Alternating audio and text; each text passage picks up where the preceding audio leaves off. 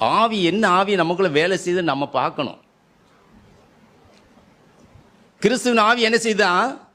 என்ன சொல்லுதான்? வாசிப்போம். மனுஷகுமாரன் மனுஷருடைய ஜீவனை அளிக்கிறதுக்கல்ல, ரட்சிக்கவே. அவருடைய ஆவி என்ன சொல்லுதுன்னா, ஏப்பா இப்படி தீமை செய்கிறவனுக்கு நன்மை செய்யணும், தீமை செய்கிறவனுக்கு நன்மை செய்யணும், அவனை விட்டுரு, அவங்கள எதிர்த்து நிற்கக்கூடாது. தீமையோடு நம்ம என்ன செய்யக்கூடாது? எதிர்த்து நிற்கிறது அல்ல கிறிஸ்துவின் ஆவி.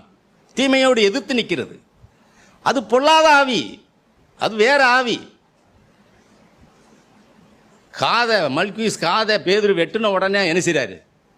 கிறிஸ்துவின் ஆவி என்ன செய்யுது? எடுத்து ஒட்டுது. நம்மன்னா என்ன செய்வோம்? போட்டு சரியான போட்டு போட்டா தாண்டா சரியாயிருவான் இவங்களுக்கெல்லாம். இன்னைக்கு உலகத்தில் அப்படிதான் பேசுவாங்க. போட்டான்ல அவன் செஞ்ச அட்டுழியம் கொஞ்சமாயா, அதுக்கு இவன் போட்டது சரிதான்டா அப்படின்னு பேசுவோம். கிறிஸ்தவர்கள் நாம் அப்படி பேசக்கூடாது. கிறிஸ்துவின் ஆவி அதுவல்ல. கிறிஸ்துவின் ஆவி பரிந்து பேசும். ஐயோ இப்படி அநியாயமாக இருக்கிறாங்களே, அறியாமல் இருக்கிறாங்களே, ஆண்டவரே இவங்களை மன்னிங்க, ஆண்டவரே இவங்களை ரட்சியும். இயேசு சிலுவையில் தொங்கும்போது அப்படித்தான் இருந்தார், எல்லோரையும் மன்னித்தார். கிறிஸ்துவின் ஆவி பாருங்க, கிறிஸ்துவின் ஆவி பழி வாங்குற ஆவி அல்ல, தீமைக்கு தீமை செய்கிற ஆவி அல்ல.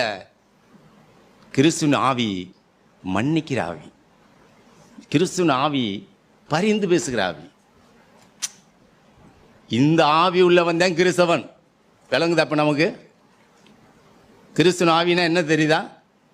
இயேசு எப்படி பரிந்து பேசுகிறவராய் மன்னிக்கிறவராய் இன்னைக்கு அப்படிதான் இருக்கிறார்.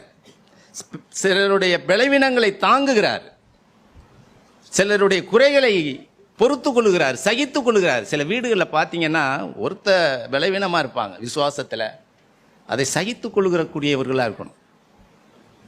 பலவீனமாக இருப்பாங்க, அடிக்கடி ஒருத்தர் பார்த்தீங்கன்னா கோபத்திலே இருப்பார்.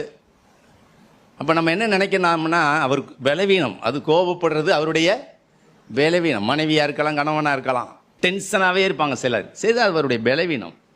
பலவீனர்களை என்ன செய்யணும்? கிறிஸ்து ஆவி தாங்கி அவனுக்காக கொஞ்சம் சகித்து போ, சிலுவை சுமந்து அப்படின்னு பாடணும்.